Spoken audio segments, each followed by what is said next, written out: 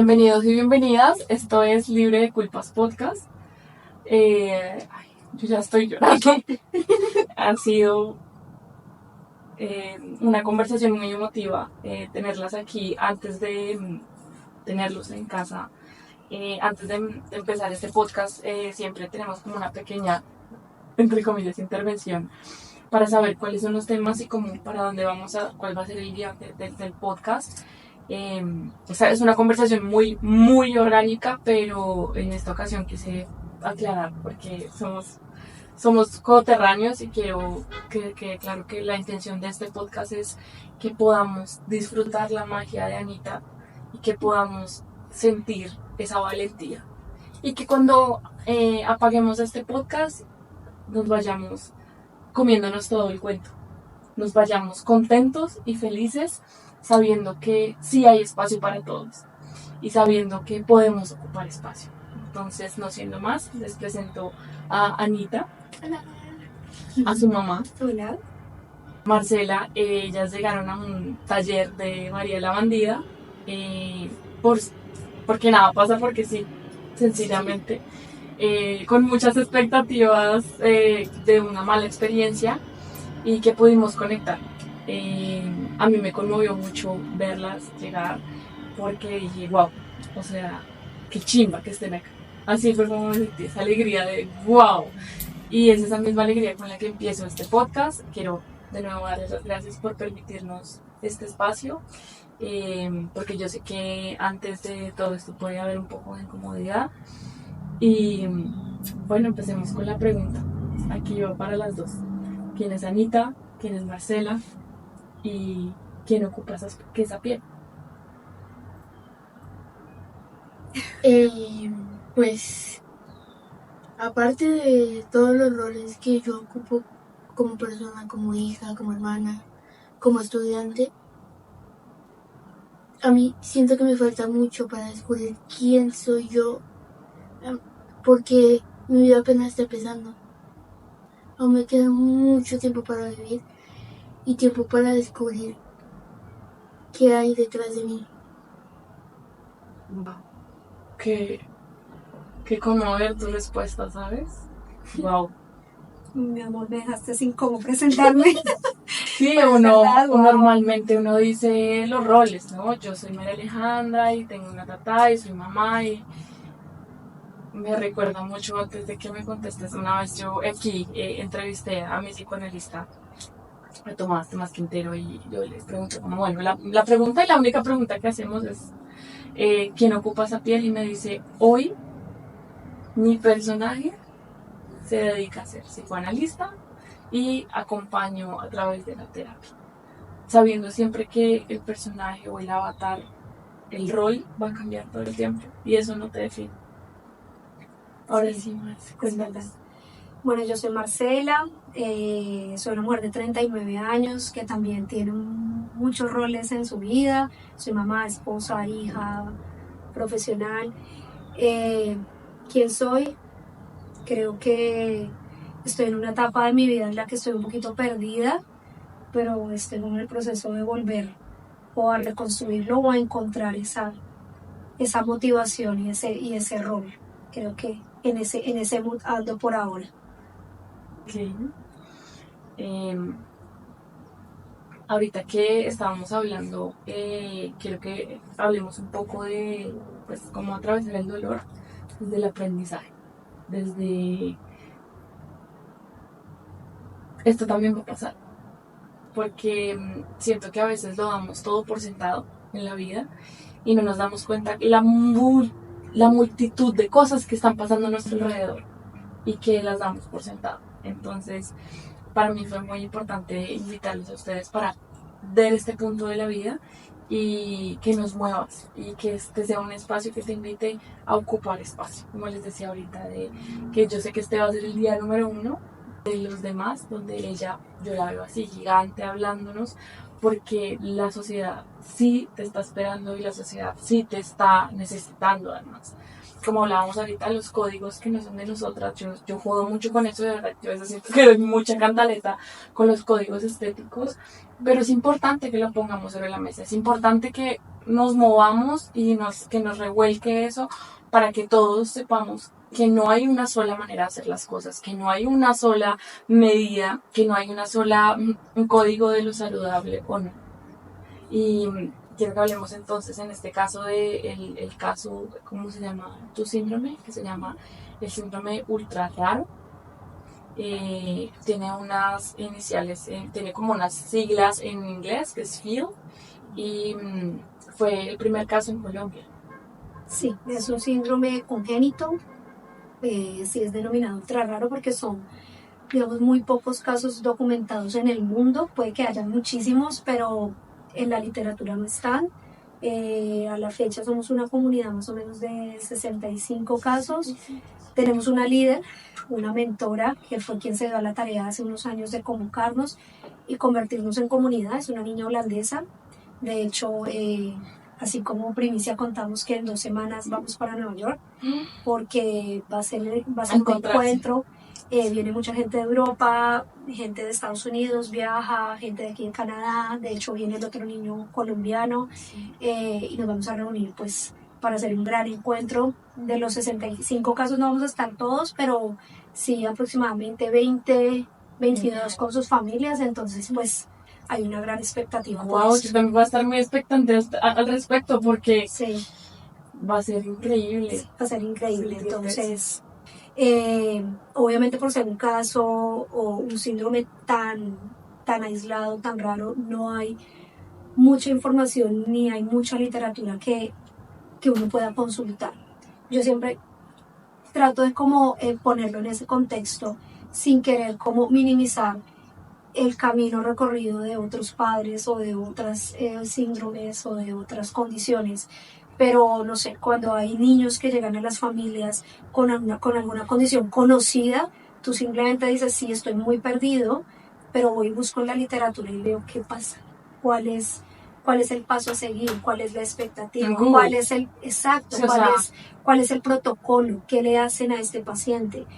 Pero para nosotros todo ha sido ensayo y error. O sea, no hay nada, no hay un manual que nos diga en la linfomatosis infiltrativa facial crecen así, se desarrollan de esta manera, se hace esto, médicamente esto es lo que se puede hacer. Entonces, pues, bueno, ha sido un camino largo de encontrar muchas respuestas. Ha sido el camino del héroe. Hay una novela que se llama El Camino del Héroe. Es como encontrar tu camino. Yo siento que es el camino que muchas veces caminamos, especialmente ustedes ante esta pregunta constante de qué va a pasar, porque no se sabía, no era el primer caso en Colombia. Sí. O sea, ¿cómo diría? Un desierto gigante de incertidumbre total, de todos los días tener que tener un plan que no hay. Sí, de empezar a inventártelo y de tocar puertas y de pasar horas tras un computador buscando las respuestas.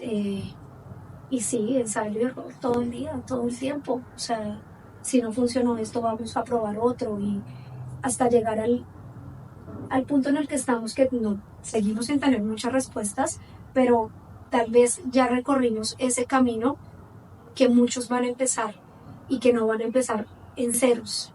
¿Sí? Yo me devuelvo un poco hace casi 13 años en esa niebla y en esa incertidumbre en la que estábamos como familia y sin tener a quién preguntarle.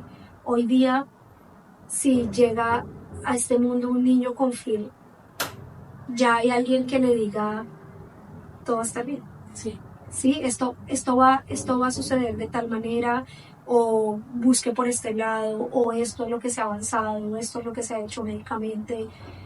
No va a estar en ceros.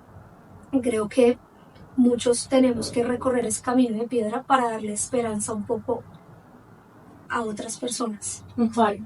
Como un faro. Yo, desde un principio, bueno, yo vi que llegaron al taller de Queen's Party y me sentí muy halagado.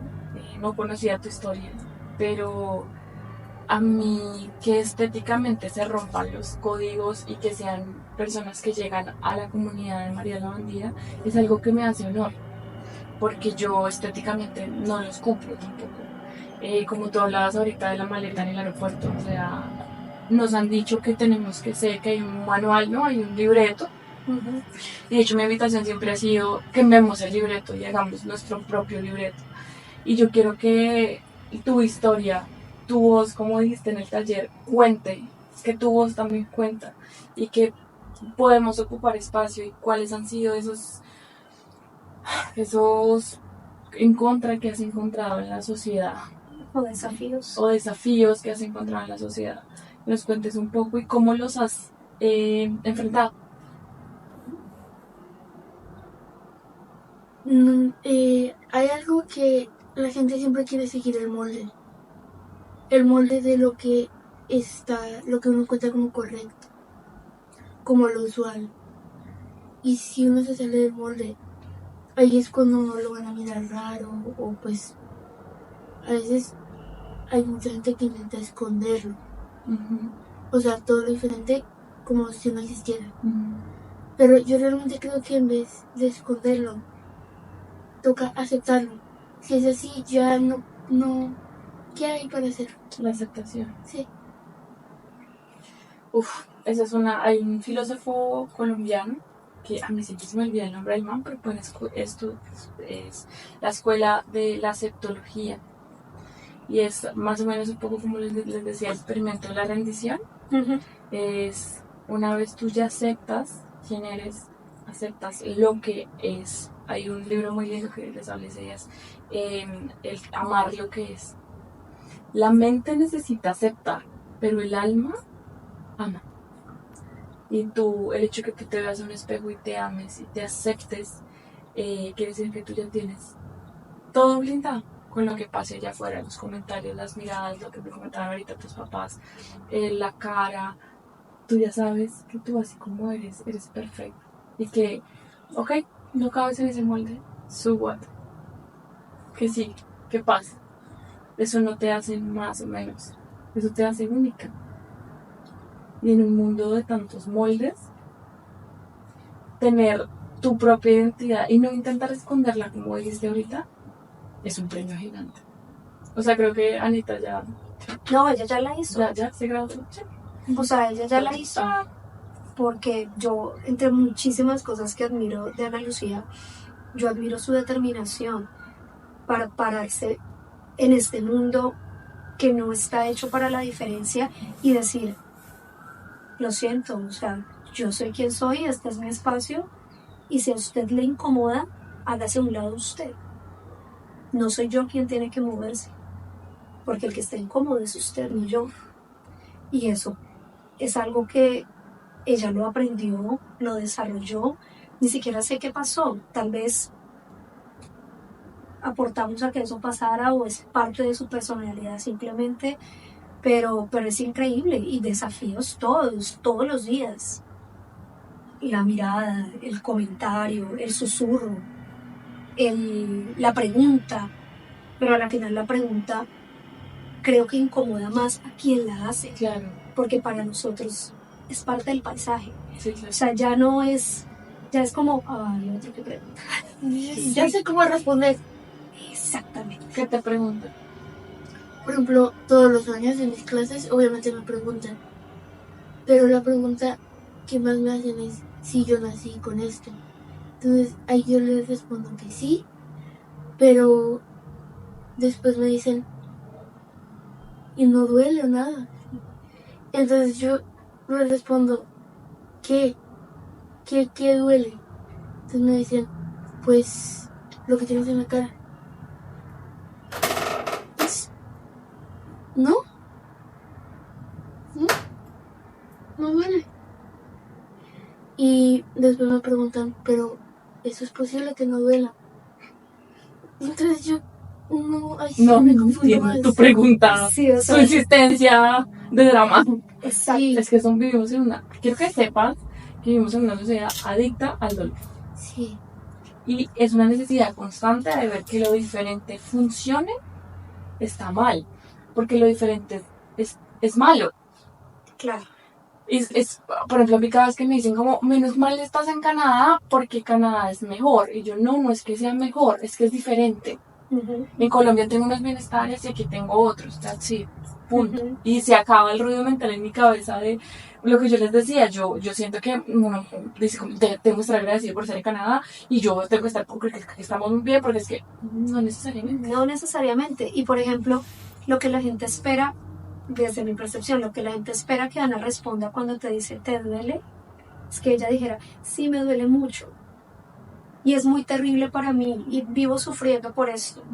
Pero cuando la respuesta de ella es, ¿me duele qué? ¿A qué te refieres con tu pregunta de dolor? Eso desarma a la gente, ¿sí? Porque ellos ya están esperando de entrada a que tú le respondas que sí, que te duele. Que le mandes el link de GoFundMe. Sí, exacto. Y verte en esa posición. Y verte en esa posición de dolor.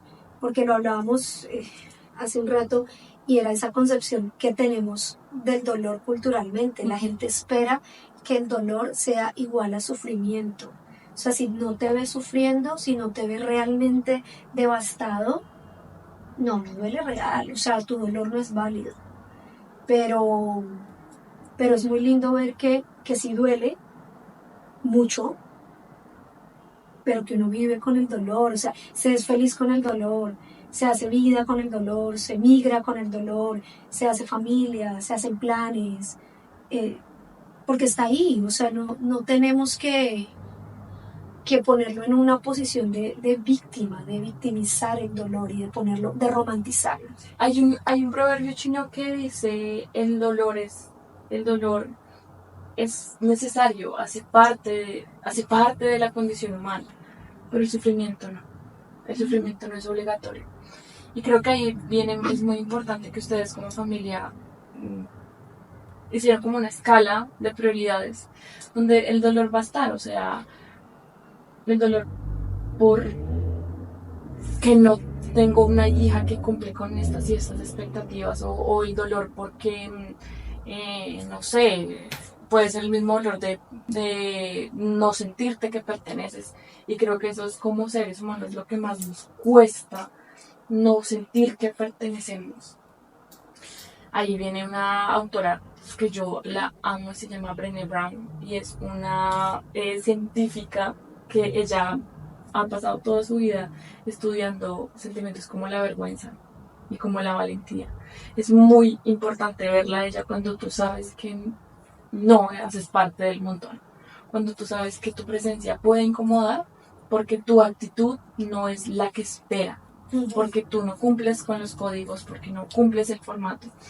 Y esta autora, de hecho, tiene una frase ahí que tengo en la cocina que dice, no creas que puedes ser valiente en tu vida sin decepcionar a nadie. La cosa no funciona así.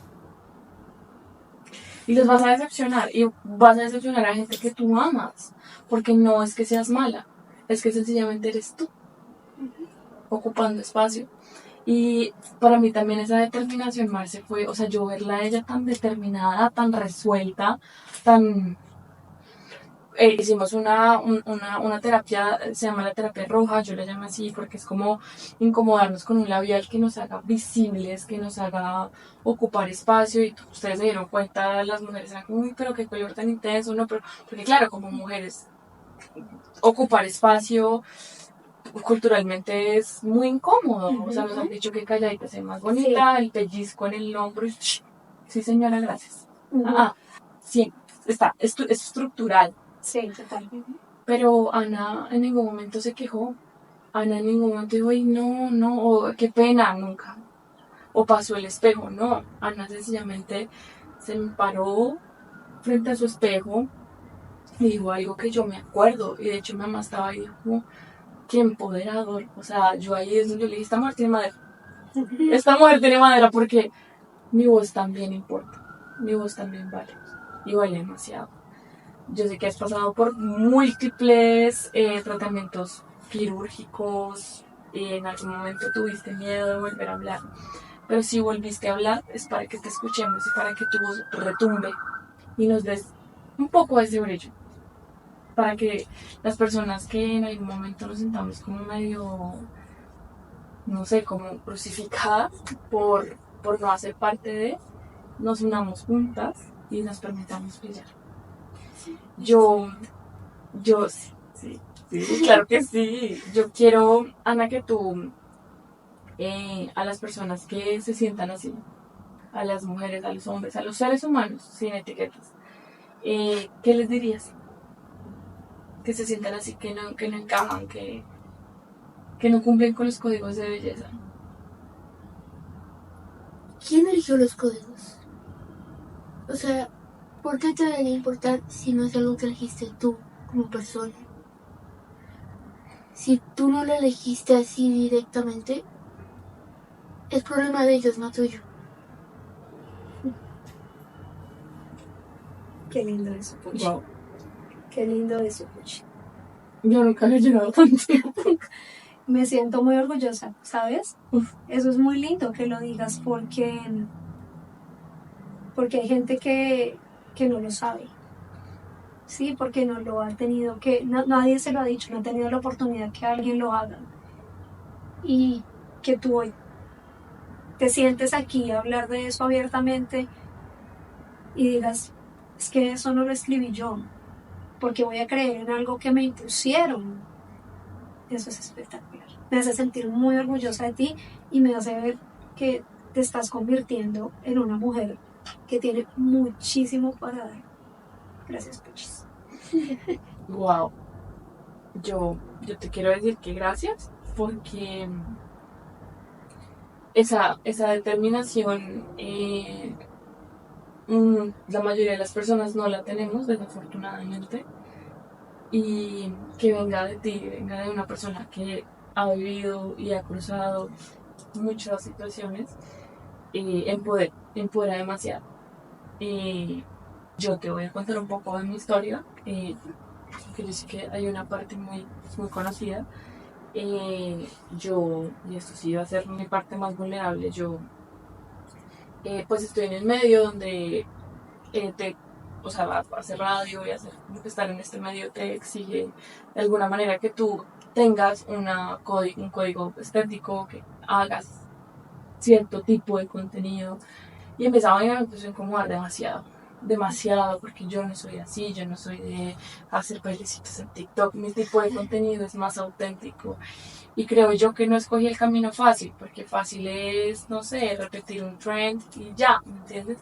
Lo difícil es ocupar espacio y que tu voz escuche, y que te escuchen, y que tú sepas a quién te hablas.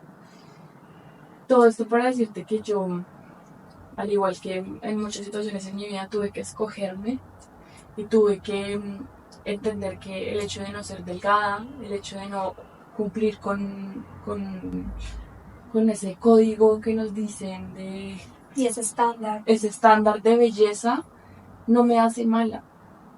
Y que hace unas semanas haberte escuchado a ti me hubiera servido demasiado. Yo no me creía el cuento. Yo he dejado de publicar porque yo estaba demasiado rota. A mí me estaba doliendo la vida. Yo me estaba preguntando ¿por qué no puedo ser delgada? ¿Por qué no puedo sencillamente esta barriga que me quedó después de mi embarazo ser como ellas? ¿Por qué no? Porque para esas personas es muy difícil que una mujer gorda ocupe espacio, que una mujer gorda sea exitosa. Porque la mujer gorda es la ama de casa, la señora de las empanadas. Total.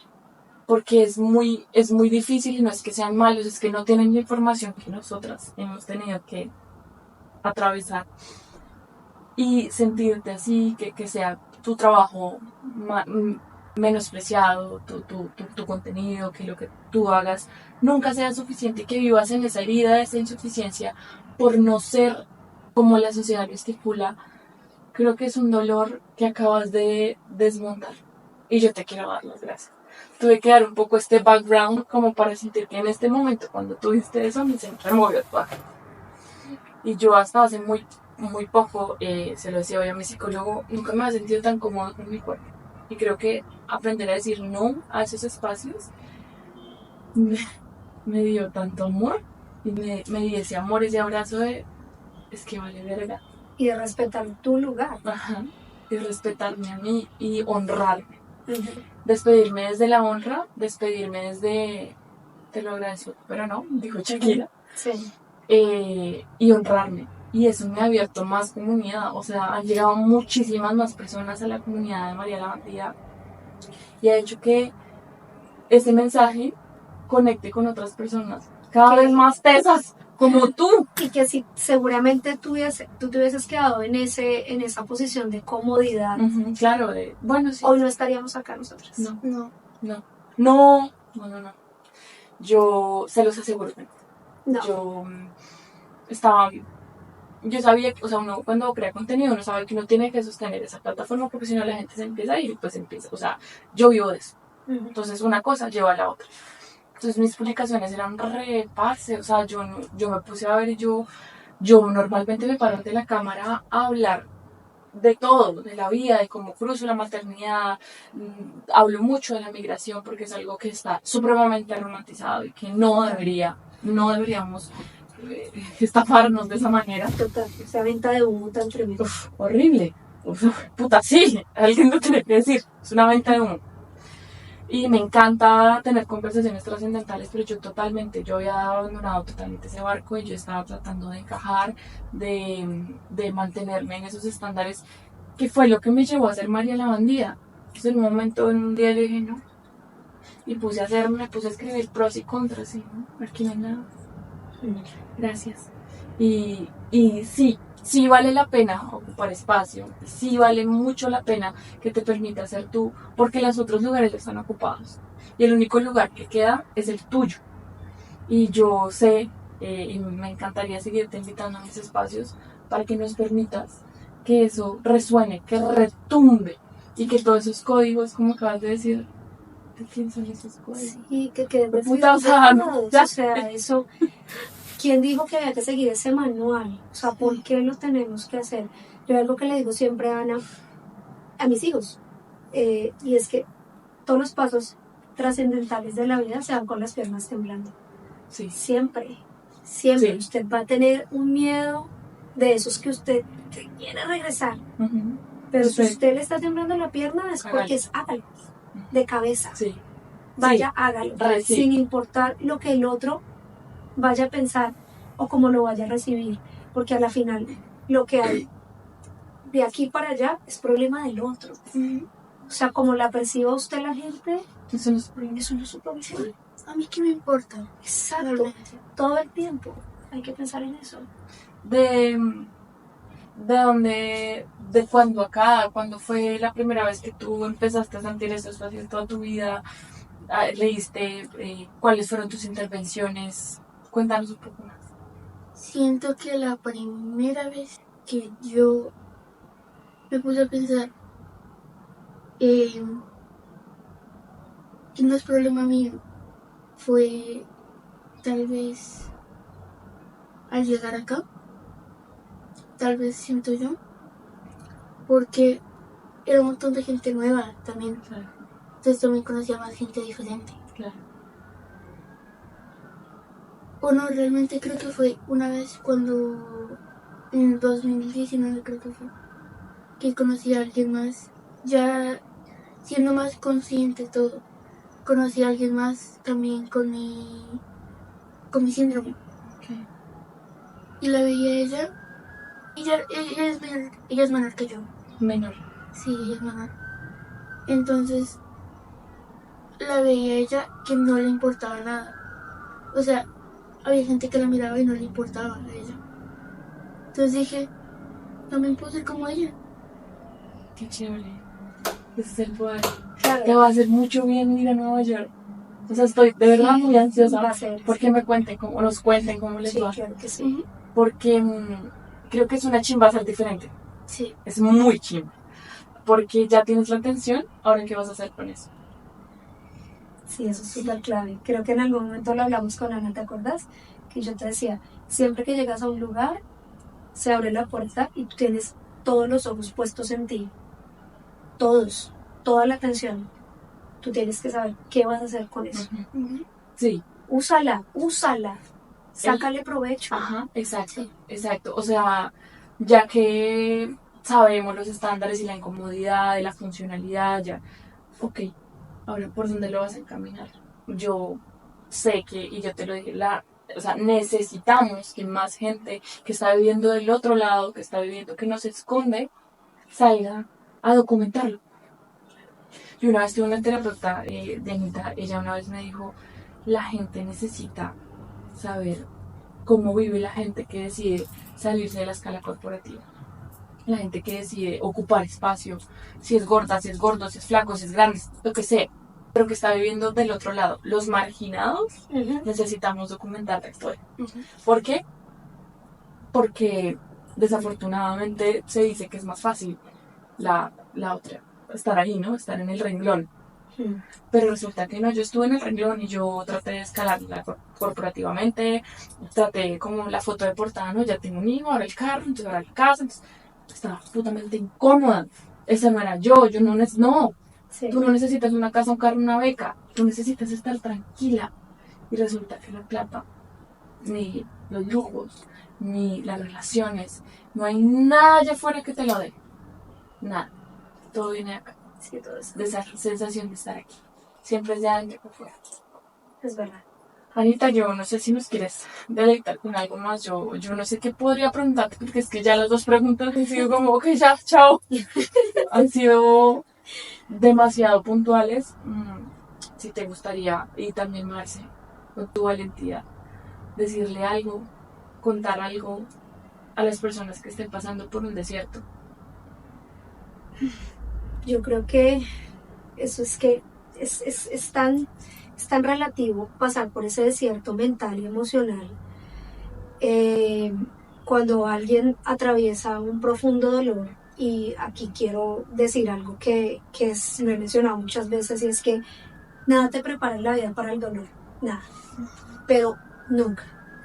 Pero en lo personal, y creo que también soy la voz de Jorge, mi esposo, y de muchos padres, es que nada te prepara para ver sufrir un hijo.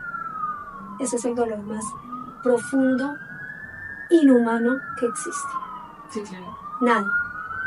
Y es un dolor que nunca se va.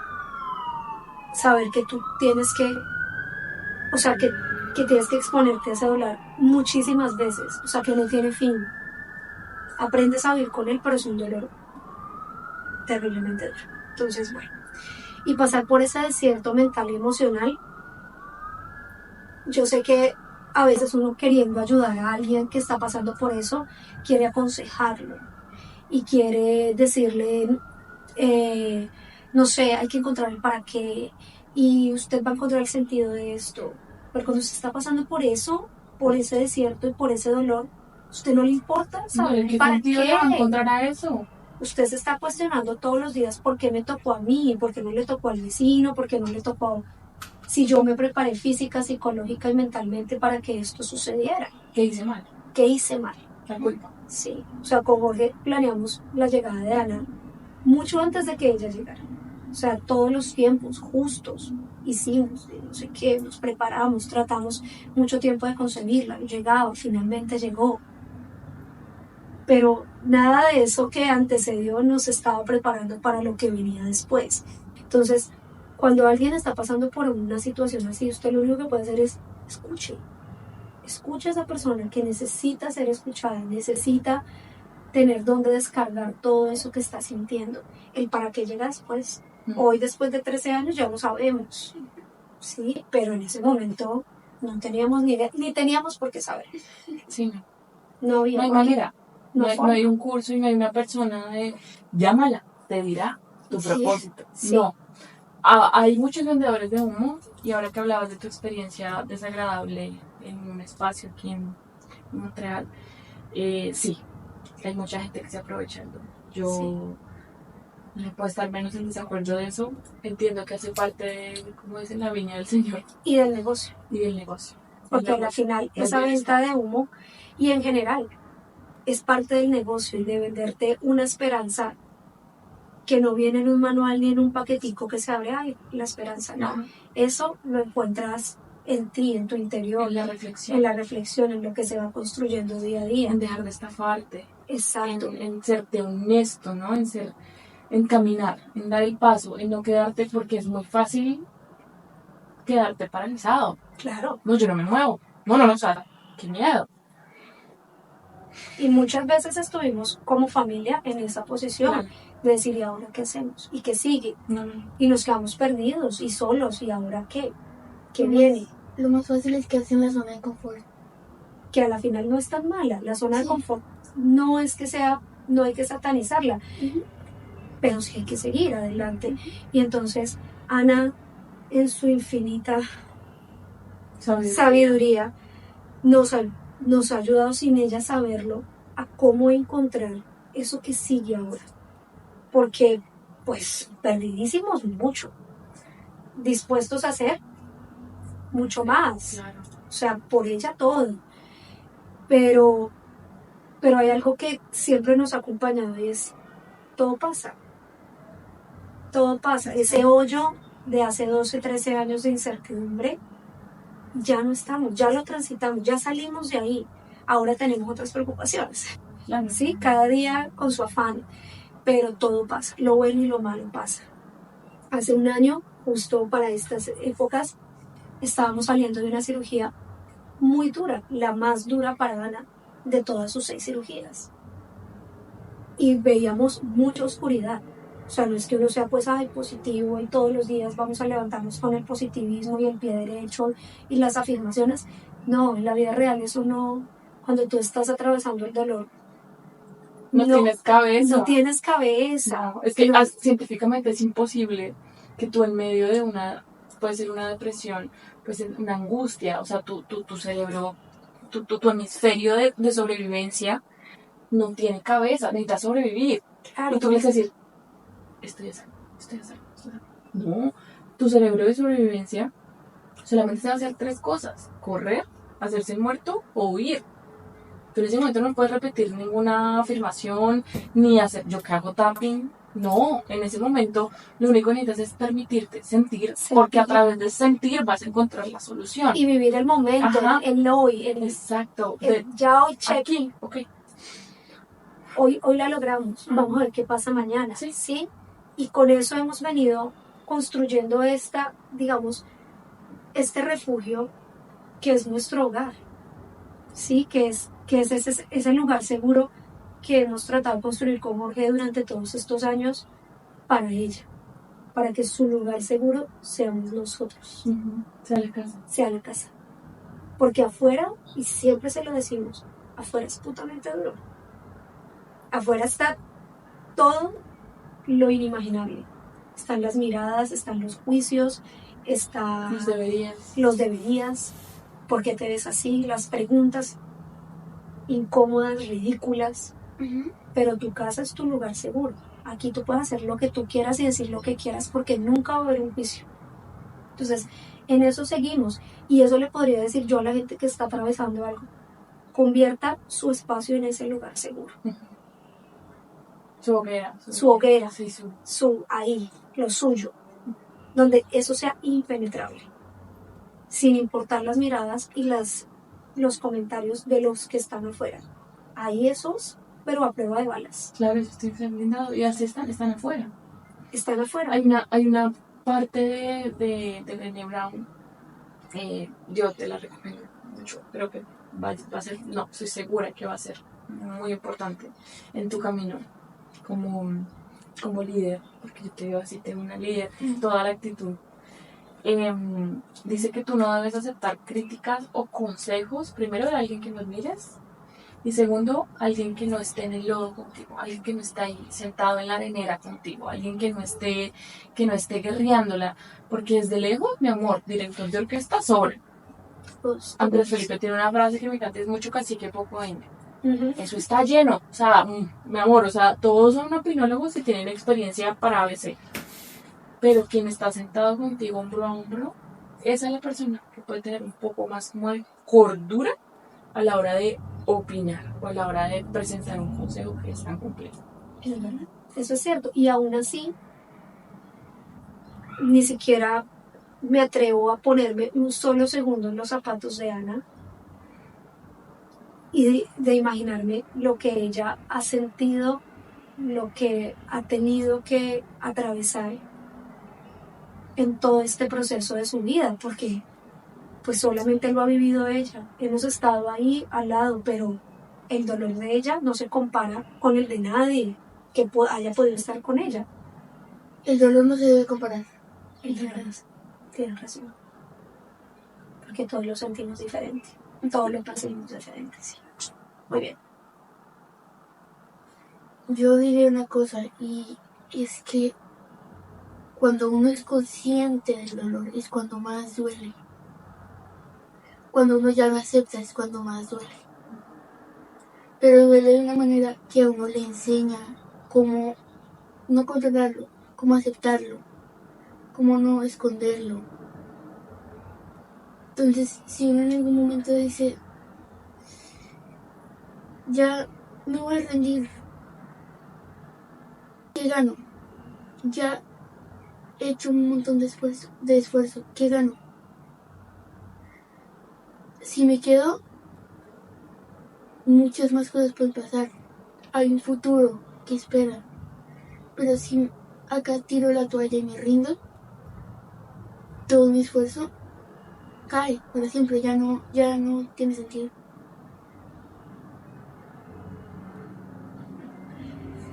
Tienes toda la razón. Y gracias por nunca rendirte, porque obviamente miedo, todo.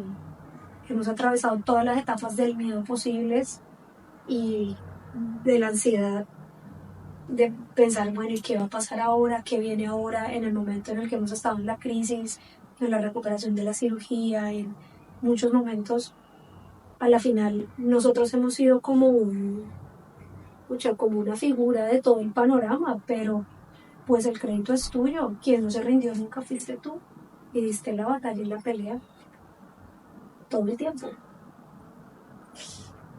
Sí, sobre todo. Uy, porque, porque la fácil es rendirse.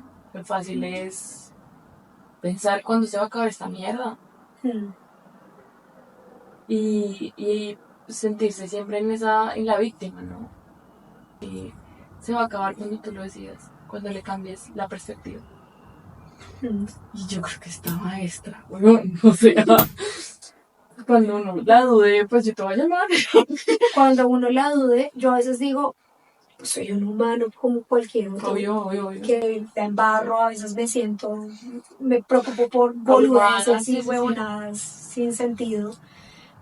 Y cuando apelo a mi conciencia y a lo racional, recuerdo lo que está en mi hogar. O sea, qué pasa dentro de mi hogar. Y digo, no, ¿en serio? O sea, next. Y yo me siento igual, y eso que yo es la segunda vez que comparto mi vida contigo, Ana. O sea, yo, pues sí, lo que puedo destacar es como que sí, a mí me ha incomodado un montón de cosas la vida. Pero esa valentía con la que tú nos enfrentas, y es como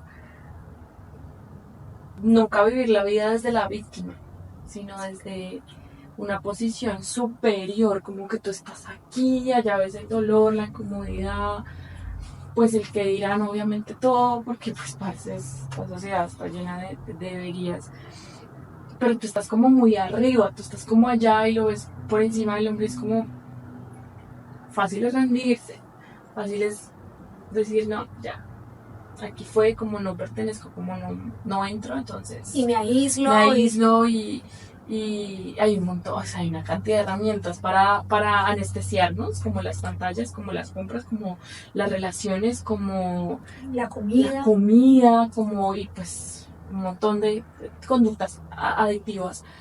Pero no, o sea, lo que tú dijiste fue como cuando tú aceptas el dolor, cuando lo ves de frente, te das cuenta que ese león no es sino un gatito. Sí, que hablábamos de eso con María, Sí. de eso, de esa metáfora de el león solo era un gatito. Uy, no, parce, yo... Pero lo vimos como un león y lo teníamos acá rugiéndonos en la cara.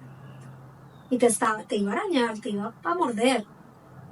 Pero después cuando lo vimos, pucha, era un gatico, o sea, no era ni... O sea, no era para tanto. No, para tanto. Con Ana siempre nos reímos de eso porque pues, han habido muchas anécdotas y muchas cosas por las que ella ha atravesado y hemos estado ahí y a veces sí le gana a uno la emoción y piensa que es lo más terrible del momento, pero después viene la calma y llega ese tipo de como de análisis y de enseñanzas que hablan de aprendizajes, pucha, y de cómo ella procesa la información. Sí, es que creo que ese es como el superpower de esta vieja, es cómo procesa la información, cómo ella, una condición de vulnerabilidad, la convirtió en, ese no es mi problema, fuck it. Yo sé que no es así, pero es como lo traduce en el cerebro, es como tu cerebro adapta la situación ok, ya tengo la atención ahora que sí. Y este dolor que siento lo voy a encarar, no lo voy a anestesiar. Qué fácil, es súper fácil. Sí. O sea, bebé, entras a TikTok y te anestesias. Todo el día podrías estar aislada del mundo. Ajá. Y eso, y esa posición de víctima, donde siempre alguien me debe algo. Uh-huh. ¿Sí? Porque todos me hacen cosas y alguien me debe algo y yo simplemente por ser yo y por la condición que tengo, siempre los demás están en deuda y siempre tienen que ayudarme, darme, elogiarme por lo que yo soy, simplemente por el espacio que ocupo físico, ¿sí? Pero al final eso va más allá. Ocupar un espacio no es solo el físico, es qué está haciendo mi voz para lo que tú dices, para que retumbe, o sea, para que sea escuchada. Y eso es lo que hace esta niña todos los días. Yo la admiro, o sea, desde todo lo que ha hecho desde que nació, en abrirse su espacio en la sociedad y demás, pero luego a eso le sumas una migración donde tienes que venir a poner tu voz en tu lengua materna, en otras lenguas, en decir esta soy yo y esto es lo que soy. Y no solamente soy, si nos vamos a ir por otro lado, no solamente soy alguien con una condición física diferente, soy migrante. Y la vulnerabilidad a flor de piel. Toda. Yo siempre digo que la vulnerabilidad tiene que estar muy acompañado, o sea, tiene que ser así, super partner de la valentía. De lo contrario no hay nada. No hay nada. Hay victimismo. Y tú la acompañas muy bien. O sea, tu valentía va con tu vulnerabilidad y viceversa. De hecho, una cosa pasa con la otra. Y eso es lo empoderador, eso es lo conmovedor y eso es lo que nos tiene aquí sentados. Yo te agradezco hoy desde esta plataforma, desde el Club de la Desobediencia, que está en mi casa, desde la figura como tal, María la Bandida, desde el podcast Libre de Culpas, pero este ser humano que acabas de tocar, a María Alejandra, esta alma, yo no sé, yo estoy muy trastocada, yo estoy muy, puta, o sea, no sé, ahorita casi me atacó a llorar así, porque de verdad fue como, wow, o sea, que todos te podamos escuchar y que nos tengamos el placer de permitirnos tocar nuestras vidas. Gracias por estar aquí, chicas. Gracias a ti por la invitación y a la final esto es lo que cuenta, que yo sí soy fiel creyente que todos tenemos algo a lo que venimos a este mundo. Y esa es la misión de Ana. Venir aquí a despertar muchas mentes. Sí. Y decir basta. Sí. Basta, no más. Salga de ahí. Sí. No quisiera que se acabara nunca este podcast. Tengo tanto que intervenir. También hay otra cosa, y es no solo lo que piensan nosotros, sino lo que piensa uno también. Hay veces que uno se da muy duro. Uno no valora lo que uno hace realmente. Eso es cierto. Somos nuestros peores enemigos. Sí. El autosabotaje es increíble. Yo les tengo un tip para eso que yo estaba practicando, es decir, probado por Chayanne y yo. Siéntense a hablar con ese autosabotaje. Pero la historia que les quiero contar, ¿de quién es esa historia? Después de desenmascararlo, nos vamos a dar cuenta que son historias recicladas de nuestros papás, del pensamiento colectivo. Escuchémoslo, porque es que llevamos toda la vida callando. Démosle espacio, no lo anestesiamos. El autosabotaje tiene una forma de hablar y es el dolor. Escuchémoslo, porque es que anestesiándolo solamente tiene una recaída muy fuerte. Sentémonos a hablar, sentémonos a escucharlo, sin tomar, siendo testigo pues de su discurso, sin tomar ningún partido. Sí, es chévere. Y volverlo un poquito selectivo, Sí. esa forma como escuchamos, ¿no? Uh-huh. Porque eso es otra cosa que admiro de Ana. Es que aquí nos podríamos quedar hablando de todo lo que yo admiro de Ana. Y es esa forma tan increíble que ella tiene de escuchar su voz interior. ¿Sí? Yo no la tengo. O sea, ella sabe cómo escucharse. O sea, y aísla todo lo que está pasando afuera para escuchar lo que ella es y lo que ella quiere. Creo que eso es una de las mayores virtudes que tiene y de las que hace que ella sea quien es. Esa capacidad de aislar lo que pasa. Yo siento que De bloquear. Ana tiene una característica y yo por eso la veo gigante y por eso les dije desde el principio como parce, es el día número uno, porque esas características las tienen líderes y maestros como Jesús. El man vino, que lo occidentalizaron después, lo pusieron súper europeo, pero pues era un pascual, hijo de dos personas supremamente pobres, y él vino a romperla, a contarnos otra historia, a ver la vida con otros ojos. Y así como él, múltiples maestros han venido, terminan crucificados, sí. Pero yo creo que la cruz que más duele es la que o sea, ver cómo los crucificaron y las cosas siguen pasando y como sociedad no paramos.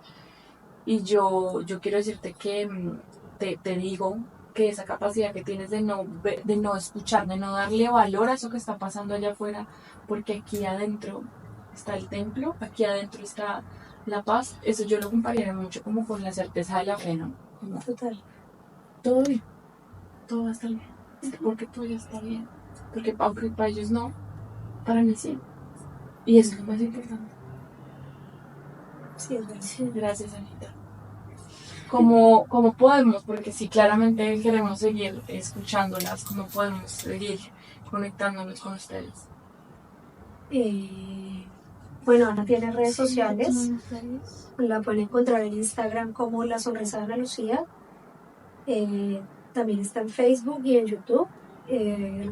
Algún contenido que hicimos en Colombia de entrevistas o algún reportaje que hicimos en algún momento como por un objetivo que teníamos y era la búsqueda del colegio para Ana cuando estábamos todavía en Colombia. Realmente por eso se creó. Próximamente ella va a lanzar sus redes sociales porque Ana es una artista. Así tú me contaste, Ana es una dibujante espectacular. Cierta, vi fotos de ella. Es escritora también. Es pues muy talentosa. Sí. Tiene unos talentos impresionantes, entonces próximamente está preparando como todo su contenido para poder lanzar sus redes sociales sobre su trabajo gráfico, que es bien bacano. Pero por ahora sí, no sé qué quieres. Sí, por ahora tengo mis redes que hemos tocado muchos años, pero es La Sonrisa de Ana Lucía. Me puedes encontrar en Instagram, Facebook y YouTube. Pero creo que ahora vamos a volver a activarlas, vamos a volver a subir. Ahora es cuando. Sí. Ahora es cuando. Sí, creo que hemos estado como muy en silencio con sus redes, más que por no querer decir algo, es porque es el momento de Ana. Las redes sociales que tuvo ella antes era la voz de papá y mamá, sí, claro. Pero ella ya puede tener su propia voz, ya es una niña grande. Sí, claro. Entonces, pues bueno, es ella quien tiene que contar la historia. Sí, nos vamos a seguir. La Sonrisa de Ana Lucía. Sí. Gracias de nuevo por estar aquí, por permitirnos este espacio tan enriquecedor. Podcast enriquecedores y este. Bueno, pues hay varios, pero wow. O sea, Mis silencios eran mis lágrimas, quiero decirlo, porque estaba tan, wow, está bien. Qué rico y qué fortuna. Gracias por quedarte. Vale la pena quedarse. Gracias a ti por la oportunidad de poder hablar, de poder mostrar realmente lo que pensaba. Porque si no hubiéramos tenido este espacio acá en este podcast, creo que yo no habría tenido la iniciativa de hacerlo yo misma, tal vez. Me encanta, me encanta. Aquí estoy. Aquí voy a sacar la distancia de un mensaje, la distancia de una llamada, la distancia de 15 minutos. Gracias, María, porque estos espacios son libres de juicio. Libre Es de difícil. Oh, Es libre de culpas. este es el espacio más amoroso que puedo brindar. Es difícil encontrar algo así. Sí, pero es posible. Y Sí, mientras total. más nos pongamos sobre la mesa, es más posible. Y yo quiero de verdad que este sea el día número 1 de los que vengan escuchando la sonrisa. Sí. Gracias a todos por quedarse y nos escuchamos pronto.